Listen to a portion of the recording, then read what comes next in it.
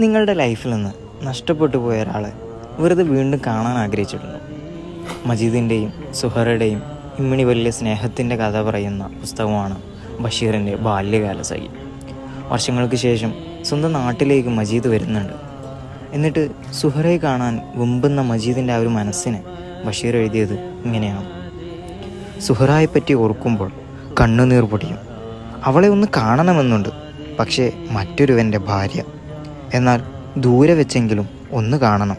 പരിഭവം പറയുവാനല്ല, മുള്ളുവാക്ക് ഓതുവാനല്ല, വെറുതെ ഒന്ന് കാണുവാൻ, ആ ശബ്ദമൊന്ന് കേൾക്കുവാൻ. അവൾ മജീദിനെ മറന്നു കളഞ്ഞു. പക്ഷേ മജീദിന് അവളെ മറക്കാൻ കഴിയുമോ?